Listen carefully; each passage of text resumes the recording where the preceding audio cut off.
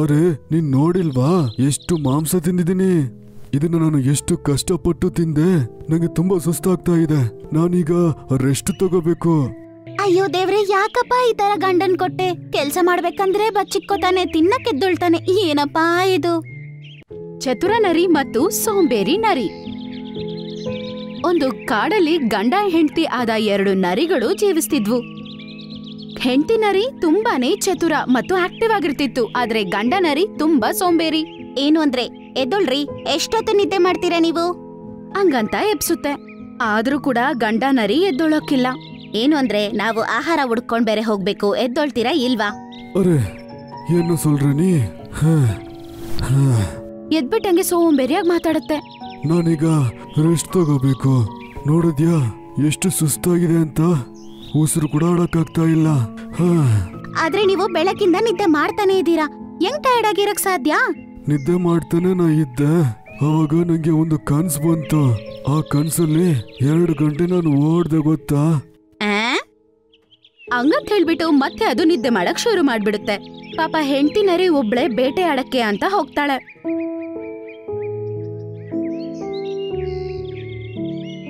ಸಾಯಂಕಾಲ ಬೇಟೆ ಆಡಿ ಮುಗಿಸ್ಕೊಂಡ್ ಬಂದ್ ನೋಡಿದ್ರೆ ಆಗ್ಲೂ ನಿದ್ದೆ ಮಾಡ್ತಿರ್ತಾನೆ. ಈಗ್ಲಾದ್ರೂ ಏನಾದ್ರೂ ಎದ್ದೊಳ ಐಡಿಯಾ ಇದೆಯಾ ಇಲ್ವಾ?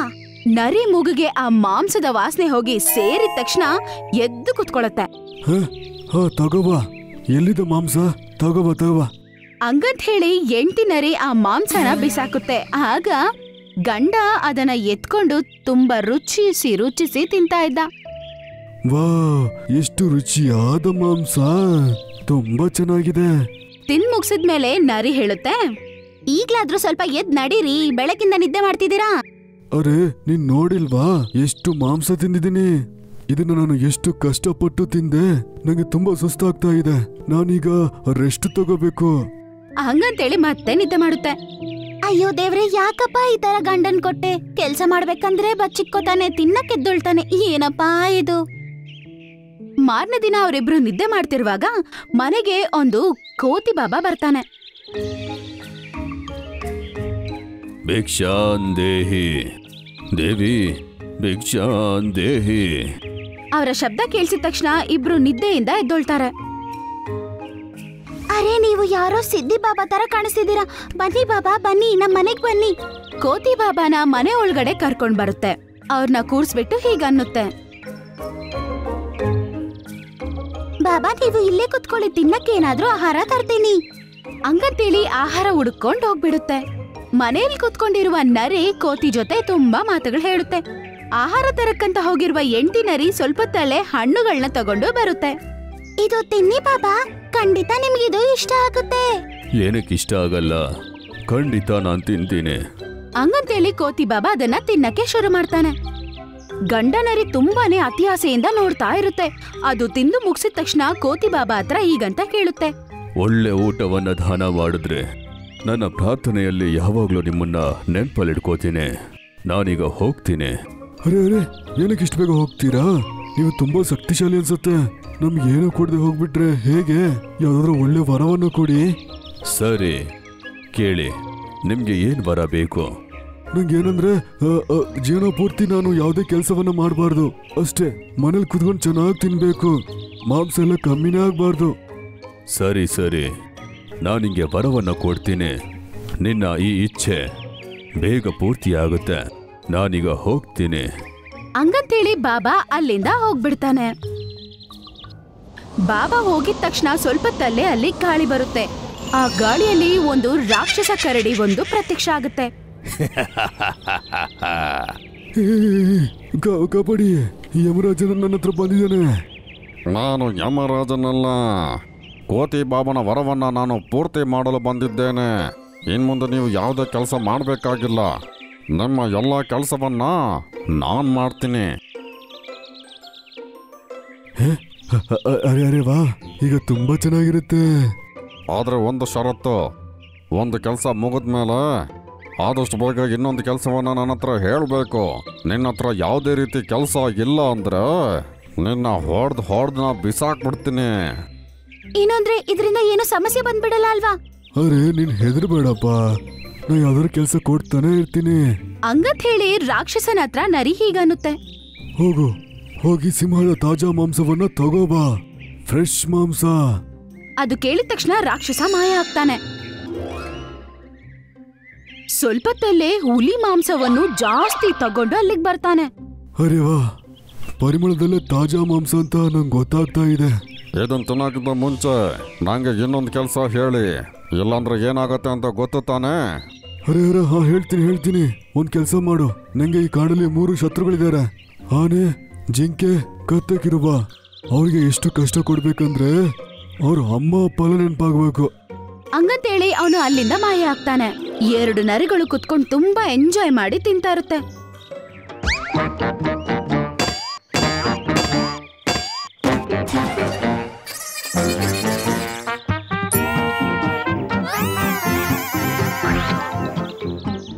ಈಗ್ಲೇ ಅವರು ಅರ್ಧ ತಿಂದು ಮುಗಿಸಿರ್ತಾರೆ. ಮತ್ತೆ ಅಲ್ಲಿ ಆ ರಾಕ್ಷಸ ಪ್ರತ್ಯಕ್ಷ ಆಗ್ತಾನೆ. ನಿಮ್ ಕೆಲಸ ಮುಕ್ತಾಯ ಆಯ್ತು, ನಂಗೆ ಹೊಸ ಕೆಲಸವನ್ನ ಕೊಡಿ. ಅಯ್ಯೋ ಯಪ್ಪ, ಏನಪ್ಪ ಇದು? ಕೆಲಸ ಇದೆಯಾ? ಇಲ್ಲ ಅಂದ್ರೆ ನಾನು ನಿಮ್ಮನ್ನ ಹೊಡೆದಾಕ್ಲಾ? ಅರೆ ಇಲ್ಲ, ನನ್ನ ಹತ್ರ ಕೆಲಸ ಇದೆ, ತುಂಬಾ ಕೆಲಸ ಇದೆ. ಈಗ ನರಿ ಏನು ಕೆಲ್ಸಕ್ ಬಾರ್ದೆ ಕೆಲ್ಸಗಳನ್ನ ಹೇಳಕ್ ಶುರು ಮಾಡುತ್ತೆ. ಮೊದಲು ಪಾಪ ಕರಡಿ ಕಾಡೆಲ್ಲ ಕ್ಲೀನ್ ಮಾಡುತ್ತೆ, ಆಮೇಲೆ ಬೇಡದೆ ಇರುವ ಮರಗಳನ್ನೆಲ್ಲ ಕಡಿದು ಬಿಡುತ್ತೆ, ಆಮೇಲೆ ನದಿಯನ್ನೆಲ್ಲ ಕ್ಲೀನ್ ಮಾಡುತ್ತೆ, ಅವರ ಗುಹೆಯನ್ನು ಕೂಡ ಕ್ಲೀನ್ ಮಾಡುತ್ತೆ. ಅಯ್ಯೋ, ಇಷ್ಟು ಕಷ್ಟದಲ್ಲಿ ಬಂದು ಸಿಕ್ಕಾಕೊಂಡ್ಬಿಟ್ಟೆ. ನಾನು ಗುಹೆನ ಕ್ಲೀನ್ ಮಾಡೋಕ್ಕೆ ಅವನನ್ನ ಕಳ್ಸಿದ್ದೀನಿ. ಅದನ್ನ ಕ್ಲೀನ್ ಮಾಡಿ ಅವನು ಬರ್ತಾ ಇರ್ತಾನೆ. ಈಗ ನನ್ನ ಮೈಂಡಲ್ಲಿ ಯಾವುದೇ ಕೆಲಸ ಇಲ್ಲ. ಈಗ ಅವನು ನನ್ನ ಎತ್ತಾಕೊಂಡು ಖಂಡಿತ ಹೊಡಿತಾನೆ. ನಾನು ಅವನಿಗೆ ಕೆಲಸವನ್ನ ಹೇಳಲೇಬೇಕು. ಹೇಳೋ ತಂಗ ಹೊಡಿತಾನೆ. ಇದೆಲ್ಲ ನಡೀತಿರೋದು ನಿನ್ನಿಂದಾನೆ. ಪಾಪ ಕೋತಿ ಬಾಬಾ ಆಹಾರಕ್ಕೋಸ್ಕರ ನಮ್ಮನೆಗೆ ಬಂದಿದ್ರು. ನೀನ್ ಅತಿ ಆಸೆಯಿಂದ ಕೋರಿಕೆ ಕೇಳಿದ್ದು ತುಂಬಾ ತಪ್ಪು. ಅರೆ, ನಾ ಮಾಡಿದ ತಪ್ಪು ನಂಗೆ ಅರ್ಥ ಆಗ್ಬಿಟ್ಟಿದೆ. ಅವನೀಗ ನಮ್ಮ ನೋಡಿತಾನೆ. ನಾನು ಸಾಯೋ ತನಕ ಅವನು ಶಾಂತವಾಗಿ ಕೂರಲ್ಲ. ನೀವ್ ನನ್ನ ಹತ್ರ ಪ್ರಾಮಿಸ್ ಮಾಡಿ, ಇನ್ಮೇಲೆ ನಾನು ಸೋಂಬೇರಿಯಾಗಿರೋದಿಲ್ಲ ಮತ್ತು ಬೇಟೆ ಆಡಿ ಮಾತ್ರನೇ ತಿಂತೀನಿ ಅಂತ, ಮತ್ತು ರಾತ್ರಿಯಲ್ಲಿ ಮಾತ್ರ ನಿದ್ದೆ ಮಾಡ್ತೀನಿ ಅಂತ. ಅರೆ, ನಾನು ಪ್ರಾಮಿಸ್ ಮಾಡ್ತೀನಿ, ಆದ್ರೆ ಅದ್ರಲ್ಲಿ ಏನ್ ಪ್ರಯೋಜನ? ಅವನ್ ಬಂದ್ ಕೂಡಲೇ ನನ್ನ ಹೊಡೆಯೋದಕ್ಕೆ ಸ್ಟಾರ್ಟ್ ಮಾಡ್ತಾನೆ. ಜೀವ ಇಲ್ದೆ ಹೆಂಗ್ ಭಾಷೆನ ನಿರ್ವಹಿಸೋದ? ಅದ್ರ ಬಗ್ಗೆ ನೀವ್ ಯೋಚನೆ ಮಾಡ್ಬೇಡಿ, ಇವತ್ತು ಕೆಲ್ಸ ನಾನ್ ಕೊಡ್ತೀನಿ. ಅಷ್ಟರಲ್ಲಿ ಅಲ್ಲಿಗೆ ಕರಡಿ ರಾಕ್ಷಸ ಪ್ರತ್ಯಕ್ಷ ಆಗ್ತಾನೆ. ನಾನು ಗುಹೆಯನ್ನ ಸ್ವಚ್ಛಗೊಳಿಸಾಯ್ತು. ಈಗ ನೀವ್ ಹೇಳಿ, ಮುಂದಿನ ಕೆಲಸ ಏನು ಅಂತ. ನಾನೇ ಸಲ ನಿನ್ಗೆ ಕೆಲ್ಸ ಹೇಳ್ತೀನಿ, ಗಮನಿಸಿ ಕೇಳು. ನಮ್ಮ ಕಾಡಿನಲ್ಲಿ ಓಡ್ತಿರುವ ನದಿಯಲ್ಲಿ ಎಷ್ಟು ಮೀನುಗಳಿದೆ ಅಂತ ನೀನು ಹೋಗಿ ಎಣಿಸ್ಬೇಕು. ಅಯ್ಯೋ ದೇವ್ರೆ, ಮೀನನ್ನ ಎಣಿಸ್ಬೇಕಾ? ನೋಡು, ಹೋಗು, ಬೇಗ ಹೋಗಿ ಕೆಲ್ಸ ಶುರು ಮಾಡು, ಮತ್ತು ಕೌಂಟಿಂಗ್ ಅಲ್ಲಿ ಯಾವ ತಪ್ಪು ಬರಬಾರ್ದು. ಸರಿ, ಹೋಗ್ತೀನಿ. ಹಂಗಂತೇಳಿ ಕರಡಿ ರಾಕ್ಷಸ ಅಲ್ಲಿಂದ ಮಾಯ ಆಗ್ಬಿಡ್ತಾನೆ. ನಿಂಗ್ ಅನಿಸ್ತಾ ಆ ಕೆಲ್ಸ ಅವನು ಮಾಡಲ್ಲ ಅಂತ? ಖಂಡಿತ ಹಂಗೆ ನಡೆಯೋಲ್ಲ. ಕರಡಿ ರಾಕ್ಷಸ ನದಿಯಲ್ಲಿ ಪೂರ್ತಿಯಾಗಿ ಮೀನುಗಳನ್ನ ಎನ್ಸಕ್ ಶುರು ಮಾಡ್ತಾನೆ. ಒಂದ್ ಮೀನು ಆ ಕಡೆ ಈ ಕಡೆ ಓಡಕ್ ಶುರು ಮಾಡುತ್ತೆ. ಬೇರೆ ಬೇರೆ ಮೀನುಗಳು ಒಂದೇ ತರ ಕಾಣಿಸಕ್ ಶುರು ಆಗುತ್ತೆ. ಅಯ್ಯೋ, ಈ ಕೆಲಸ ತುಂಬಾ ಕಷ್ಟ ಆಗ್ತಾ ಇದೆ. ಆದ್ರೆ ಏನ್ ಮಾಡೋದು? ಮಾಡ್ಲೇಬೇಕು. ಖಂಡಿತ ಎಷ್ಟು ಮೀನುಗಳಿವೆ ಅಂತ ಎಣ್ಸಕ್ಕಾಗೋದಿಲ್ಲ ಅಂತ ಈ ಕೆಲ್ಸವನ್ನು ಕೊಟ್ಟಿರ್ತಾರೆ. ಈಗ ನರಿಗೆ ಕೂಡ ಒಂದು ಒಳ್ಳೆ ಬುದ್ಧಿ ಬಂದಿರುತ್ತೆ. ಸೋಂಬೇರಿ ಆಗಿರೋದನ್ನ ಅದು ಬಿಟ್ಬಿಡುತ್ತೆ. ಹೆಂಡತಿ ಜೊತೆ ಸೇರಿ ಅದು ಕೆಲ್ಸ ಮಾಡಕ್ಕೆ ಶುರು ಮಾಡುತ್ತೆ. ಕರಡಿ ರಾಕ್ಷಸ ಇನ್ನೊಂದು ಕಡೆ ಇವತ್ತೂನು ನದಿಯಲ್ಲಿ ಮೀನುಗಳನ್ನು ಎಣಿಸ್ತಾನೆ ಇದ್ದಾನೆ. ಆದ್ರೆ ಆ ಕೆಲ್ಸ ಯಾವಾಗ್ಲೂ ಮುಗಿಯಂಗೆ ಇಲ್ಲ. ಇದು ಎಂತಹ ಮಾಯೆ ಕಾಗೆ ಅಣ್ಣ? ಇದು ನನ್ನ ಮಾಂತ್ರಿಕ ದಂಡ. ನೀನ್ ನನ್ನ ಜೀವ ಕಾಪಾಡಿದ್ಯಾ, ಅದಕ್ಕೆ ನಾನು ನಿಂಗೊಂದು ಗಿಫ್ಟ್ ನ ಕೊಡ್ತಾ ಇದ್ದೀನಿ.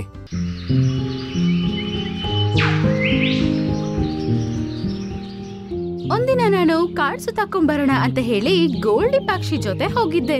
ಇಬ್ರು ಹಾರ್ಕೋತಾ ಜಲಪಾತದ ಹತ್ರ ಬರ್ತಾರೆ. ಅಲ್ಲವ್ರು ಏನ್ ನೋಡ್ತಾರಂದ್ರೆ, ಅಲ್ಲಿ ಕೆಸರಿನಲ್ಲಿ ಒಂದು ಕಾಗೆ ಪಾಪ ಸಿಕ್ಕಾಕೊಂಡಿರುತ್ತೆ. ಅದ್ರ ಮೇಲೆ ಒಂದ್ 4-5 ಕಟ್ಟಿಗೆ ಕೂಡ ಬಿತ್ತಿತ್ತು. ಅದ್ರಿಂದ ಅದು ಆಚೆ ಬರಕ್ಕೆ ಆಗ್ತಾನೆ ಇರ್ಲಿಲ್ಲ, ಕಷ್ಟ ಪಡ್ತಿತ್ತು. ಅರೆ ಕಾಗೆ ಅಣ್ಣ, ನೀನ್ ಇಲ್ಲಿ ಸಿಕ್ಕಾಕೊಂಡ್ಬಿಟ್ಟೆ? ನಾನ್ ಸ್ವಲ್ಪ ಸಮಯದ ಹಿಂದೆ ಇಲ್ಲಿಂದ ಹೋಗ್ತಿದ್ದೆ. ಜೋರಾಗಿ ಗಾಳಿ ಹೊಡಿತು. ನಾನ್ ದಡ್ಡ ಅಂತ ಇಲ್ಲಿ ಬಂದ್ ಬಿಟ್ಬಿಟ್ಟೆ. ನಾನ್ ಮೇಲೆ ಬರಕ್ ನೋಡ್ತಾ ಇದ್ದೀನಿ, ಆದ್ರೆ ಈ ಕಡ್ಡಿಗಳನ್ನ ನನ್ ಬರೋದಕ್ಕೆ ಬಿಡ್ತಾ ಇಲ್ಲ. ನೀನು ಏನ್ ಭಯ ಪಡ್ಬೇಡ, ನಾವಿಬ್ರು ಸೇರಿ ಈ ಕಟ್ಟಿಗೆಗಳನ್ನೆಲ್ಲ ತೆಗೆದ್ಬಿಡ್ತೀವಿ. ಮತ್ತೆ ಈ ಕೆಸರಿನಿಂದ ನೀನ್ ಆಚೆ ಬಂದ್ಬಿಡು. ನೇನಾ ನೋಡಲ್ವಾ, ಅದು ಕೆಸರಲ್ಲಿದೆ ಕಣೆ. ಇವನನ್ನು ಕಾಪಾಡಕ್ ಹೋಗಿ ನಾವು ಗಲೀಜಾಗಿ ಹೋಗ್ಬಿಡ್ತೀವಿ. ನಂಗಿದು ಮಾಡಕ್ಕಿಷ್ಟ ಇಲ್ಲ. ನಾನಿಲ್ಲಿಂದ ಹೊರಟೆ ಈಗ. ಹಂಗಂತೇಳಿ ಗೋಲ್ಡಿ ಅಲ್ಲಿಂದ ಹೋಗ್ಬಿಡುತ್ತೆ. ಆದ್ರೆ ಮೇನಾ ಕಾಗೆನ ಕಾಪಾಡುತ್ತೆ.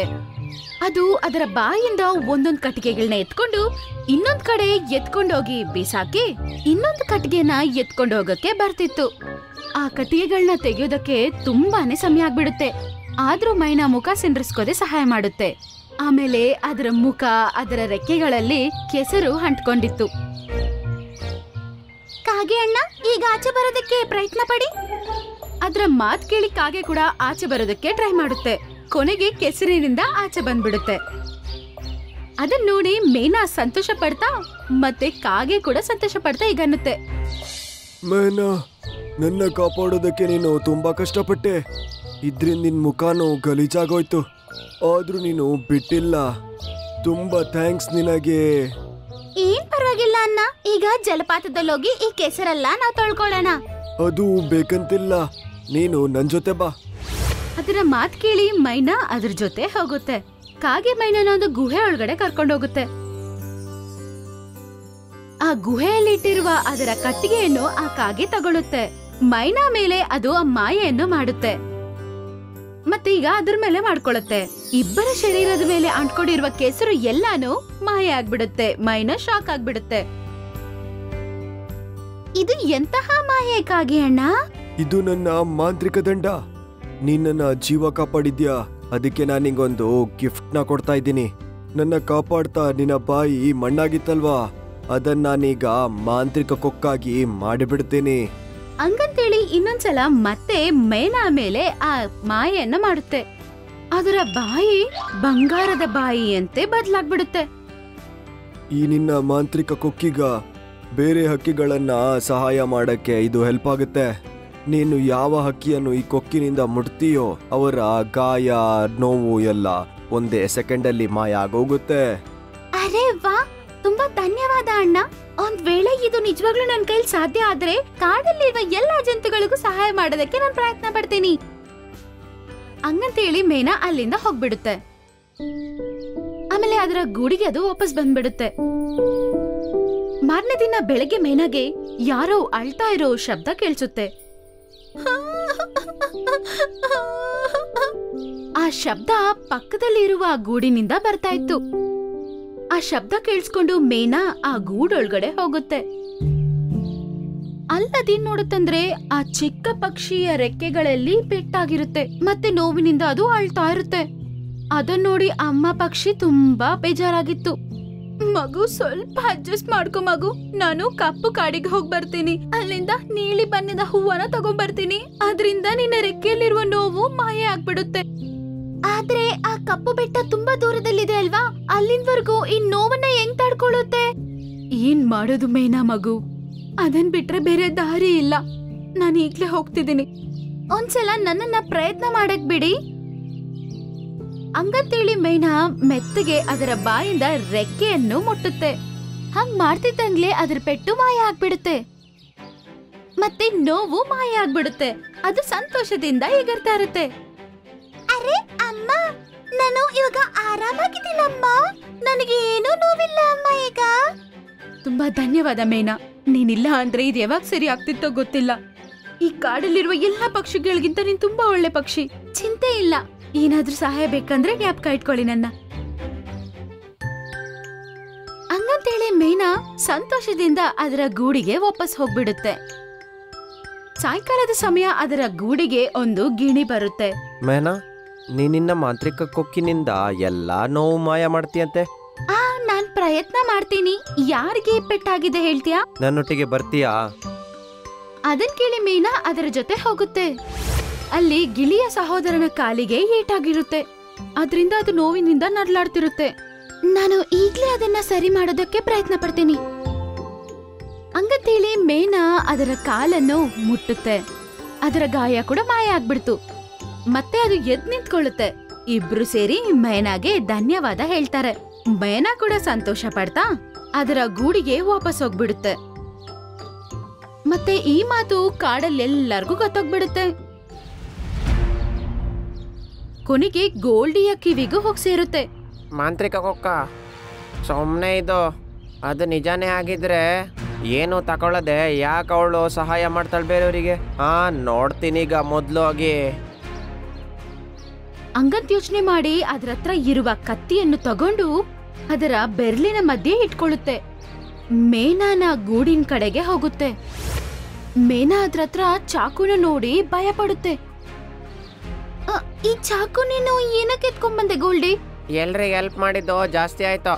ಇನ್ಮೇಲೆ ಈ ಕೊಕ್ಕನ್ನ ನಾನು ಹಾಕ್ತೀನಿ, ಮತ್ತೆ ಎಲ್ಲಾರ್ಗೂ ಔಷಧಿ ಕೊಟ್ಟು ದುಡ್ಡು ತಗೊಳ್ತೀನಿ.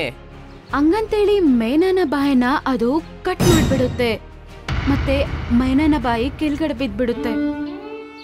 ಮೇನಾ ನೋಡೋದಕ್ಕೆ ತುಂಬಾ ಅಸಹ್ಯವಾಗಿರುತ್ತೆ. ಪಾಪ ಅದು ನೋವಿನಿಂದ ಅಳೋದಕ್ ಶುರು ಮಾಡುತ್ತೆ, ಅಳ್ತಾ ಇರುತ್ತೆ. ಗೋಲ್ಡಿ ಅದರ ಬಾಯನ್ನ ಕಾಲಲ್ಲಿ ಎತ್ಕೊಂಡು ಅಲ್ಲಿಂದ ಹೋಗ್ಬಿಡುತ್ತೆ. ಆದ್ರೆ ಅದರ ಗೂಡಿಗೆ ಅದು ಹೋಗಿದ ತಕ್ಷಣ ಅಲ್ಲಿ ಅದ್ರಗೋಸ್ಕರ ಕಾಗೆ ಕಾಯ್ತಾ ಇತ್ತು. ಮೈನಾಗ್ ತೊಂದ್ರೆ ಕೊಟ್ಟಿಯಾ ನೀನು? ಅವಳಿಗೆ ನೋವು ಕೊಟ್ಟಿಯಾ? ಕಾಗೆ ಅಣ್ಣ, ನೀವು ಈ ಕೊಕ್ಕನ್ನ ನಂಗೆ ಹಾಕ್ಬೇಡಿ. ಅವಳ ಬದಲಿಗೆ ನಾನು ಪಕ್ಷಿಗಳಿಗೆ ಹೆಲ್ಪ್ ಮಾಡ್ತೀನಿ. ನಂಗೊತ್ತು ನೀನ್ ಬೇರೆಯವರಿಗೆ ಯಾರಿಗೂ ಸಹಾಯ ಮಾಡೋದೇ ಇಲ್ಲ. ಅಂಕಂತೇಳಿ ಅದರ ಮಾಯಾದಂಡವನ್ನು ಕಾಗೆ ಉಪಯೋಗಿಸುತ್ತೆ. ಆಗ ನೋಡ್ತಿದ್ದಂಗ್ಲೇ ಅದರ ಬಾಯಿ ಕಲ್ಲಿನಂತೆ ಬದಲಾಗ್ಬಿಡುತ್ತೆ. ಅದರ ಬಾಯಿ ತುಂಬಾ ಭಾರ ಆಗ್ಬಿಟ್ಟಿತ್ತು. ಆ ನೋವಿನಿಂದ ಅಳ್ತಾ ಇತ್ತದು. ಕಾಗೆ ಮತ್ತೆ ಅಲ್ಲಿಂದ ಮೇನನ ಗೂಡಿಗೆ ಬರುತ್ತೆ. ಮೇನನ ನೋಡಿ ಕಾಗೆ ಹೀಗನ್ನುತ್ತೆ, ಮೈನಾ, ಅಳೋದನ್ನ ನಿಲ್ಸು, ನೀನು ಈಗ್ಲೇ ಸರಿ ಮಾಡ್ತೀನಿ ನಿನ್ನ. ಹಂಗಂತೇಳಿ ಮೇನಾ ಮೇಲೆ ಮಾಯಾದಂಡವನ್ನು ಉಪಯೋಗಿಸುತ್ತೆ.